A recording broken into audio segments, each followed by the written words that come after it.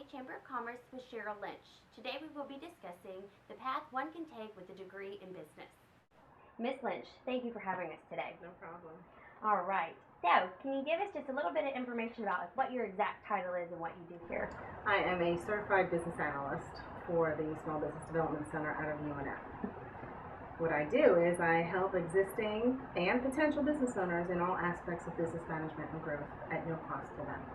What was your title when you first started? Same thing. Same thing? You just come on as a business analyst, and then you have to go through the testing process and the certification process, and then you become a certified business analyst. In what way did this type of work interest you, and how did you get started?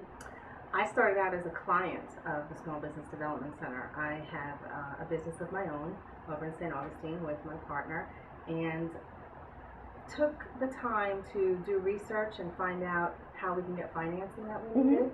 Wound up getting in touch with the Small Business Development Center, and within a few weeks we found the loan that we needed to open up our auto repair shop.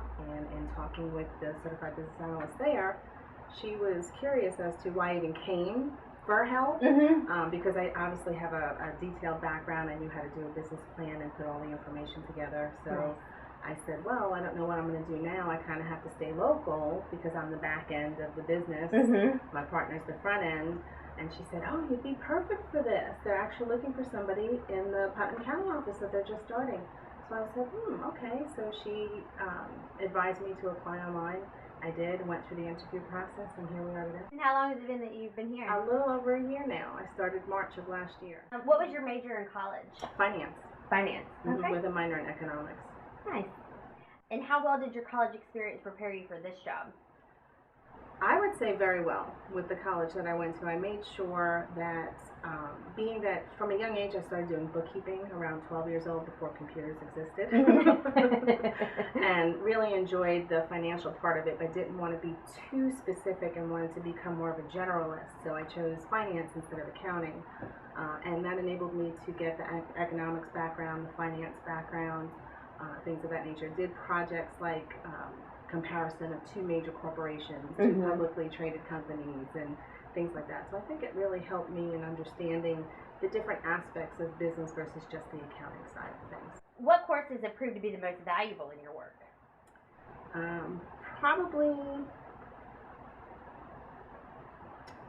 a little bit of everything, because when dealing with a business, it's not just the bookkeeping side of things, it's not just the personnel side of things, it's not just the marketing side of things. So in being a consultant, a business consultant, you kind of have to have the full gamut behind you. So a little bit of everything, I think. Understanding that, well, my major is only this, it's not important that I take the psychology, but it is. Right. You know, it's not important that I take, you know, the economics, but it is. It's not important that I take business law, but it is. So touching on all those little aspects kind of gives you that well-rounded basic knowledge. Doesn't mean you're going to be a professional in it, but helps you understand the ins and outs and how to navigate through. Right. And understanding if you need to pull in a professional versus being able to supplement it on your own. Very nice. Is there any courses that you wish you would have taken? Probably more language. I studied Japanese for a little bit when I was in college. Way back then, you know, Japanese was a really big stronghold in the financial industry.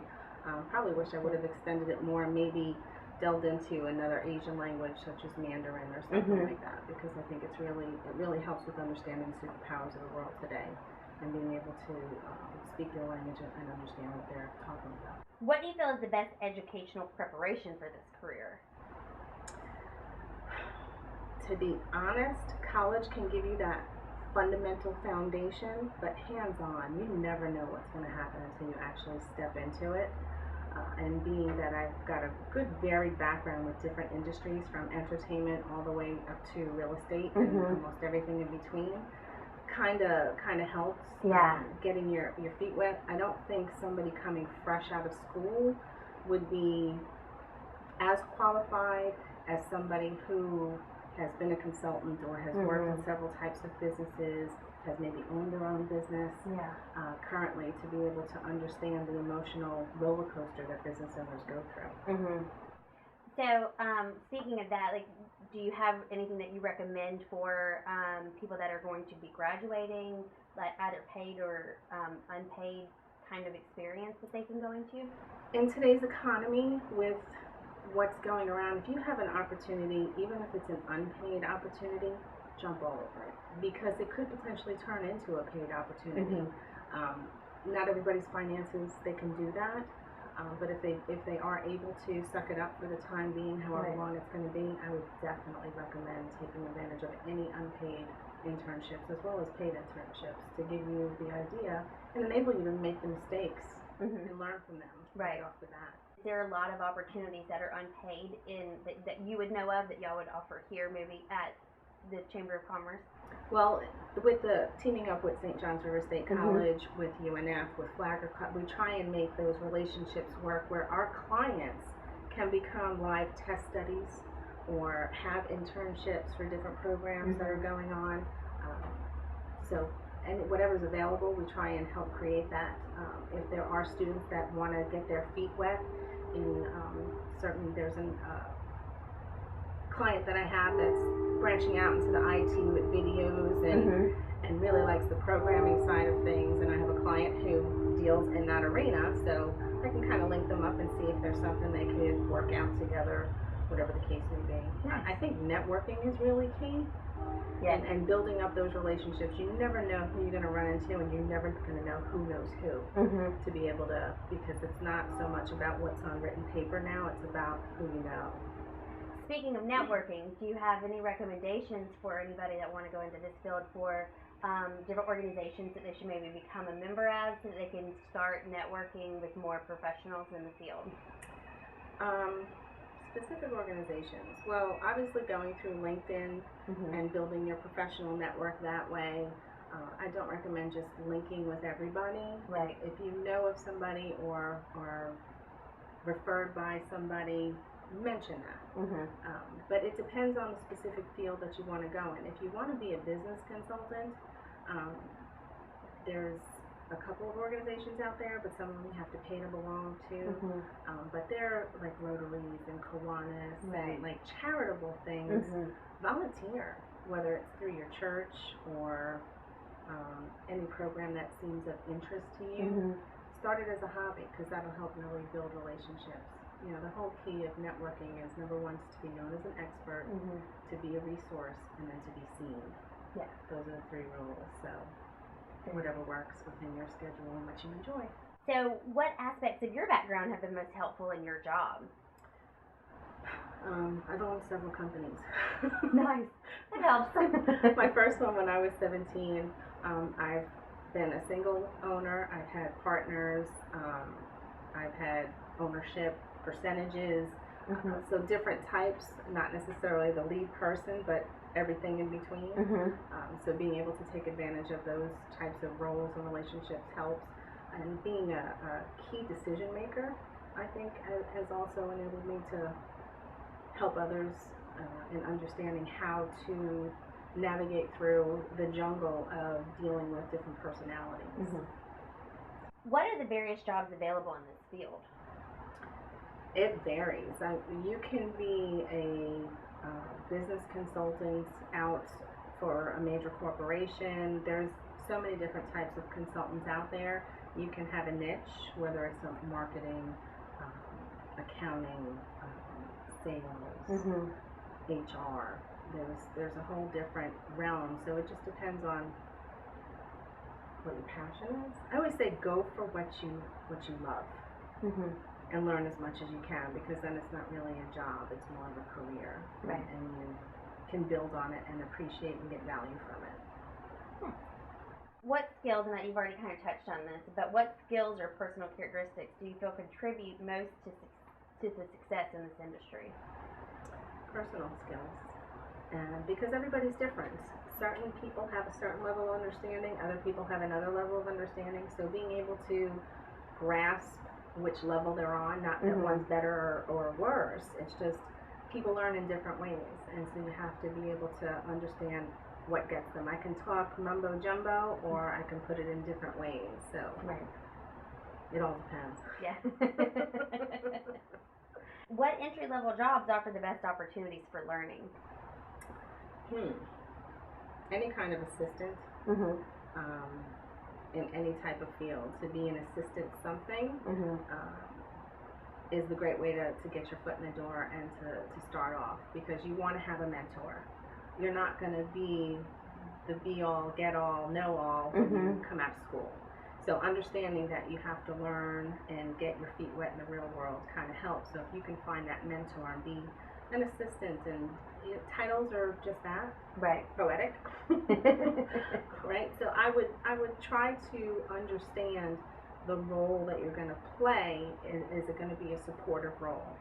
That's what they should look for. If it's going to be a supportive role where you could get accolades down the road, being part of a team, things of that nature, being in a group environment, or one underling under a major person, but anywhere that you can look to others, listen to different types of opinions, and be able to contribute in that kind of sense, I think would be key.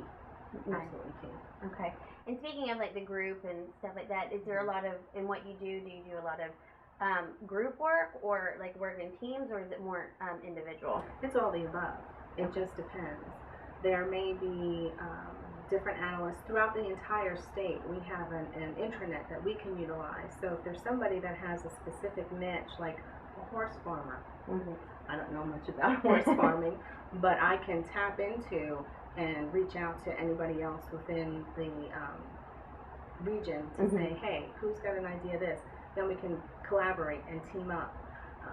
Business side of things, business is business is business, regardless of what industry you're in, but there may be specific nuances within each niche. Right. So to help collaborate and bring in a professional. So we kind of look at ourselves as a team. There's no competition.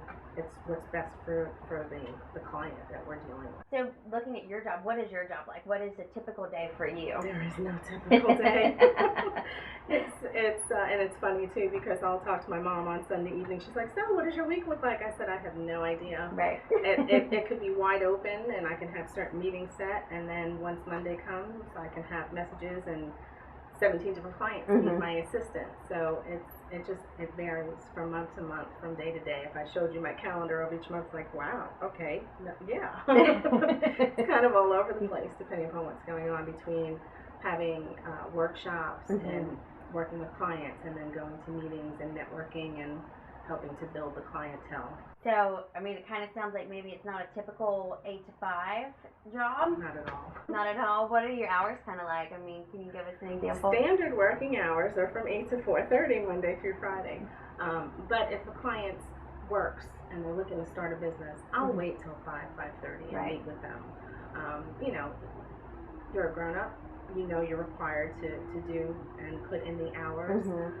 But my work ethic is always more than what's required. Right. So I don't really pay attention to the clock, but whatever's needed. I'll work from home, I'll check emails. Yeah. I do have one client that's going through this, and he'll email me over the weekends, and I'll read and update and get back to him. So it's the desire to help is there. So the typical hours is probably more than the 40-hour work week. What does the company do to contribute to its employees' professional development? We do a lot of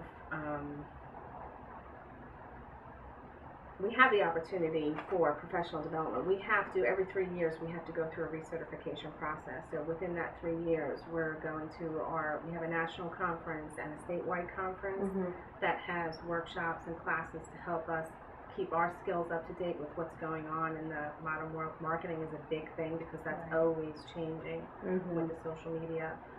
But also to be able to go out there and meet other folks that are in a rural region like myself, with a rural area, small.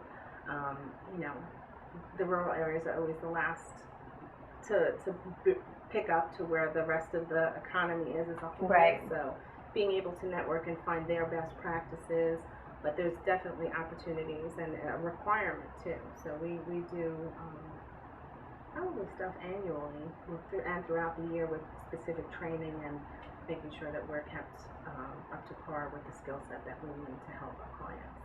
How does a person progress in your field? Like, is this the top of the, like, is there positions that are above your position, or?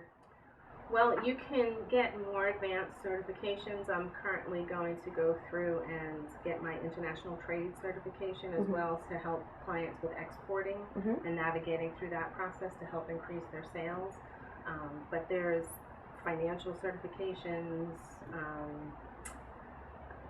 profit type certifications, marketing certifications. So there is, as far as job title, you'd be adding more certifications aside from a certified business analyst.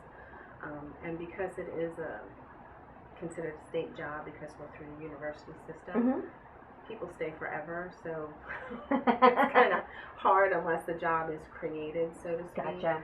So I think the next thing would be like an assistant director or an area director to cover more regions than just my county, and then the regional director. So.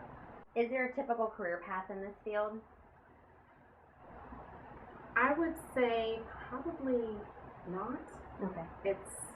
It's different because again it's a federally funded program, so there are a lot of limitations. Now, if you take what I do and put it out into the real world, yes, there would be a more career path to become potentially the owner of your own consulting firm at some point that provides assistance to folks.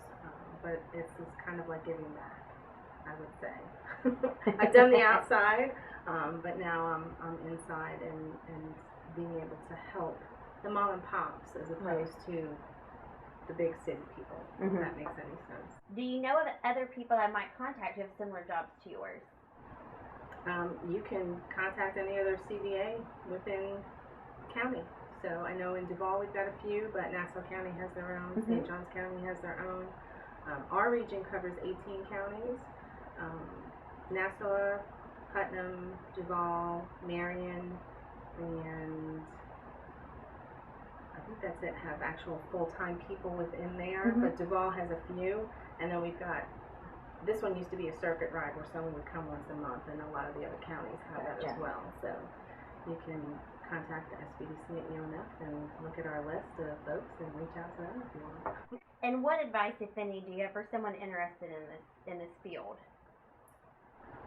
Make sure you're very open-minded, because there's more than one way to skin a cat. And you may be geared towards doing something a certain way. You have to be open and flexible to other ways of approaching things, executing things, stuff like that. So you really have to keep an open mind and patience. You know, a lot of people don't catch on as quick as others, and some people are just so fast they think they know everything. Right. So it's just a matter of keeping an open mind and understanding that, hey, this is an exciting time for the people that you're dealing with, and you have to understand that and be patient with them. Yes, so this information has been very helpful, and we thank you very much for your time. Not a problem. Anytime.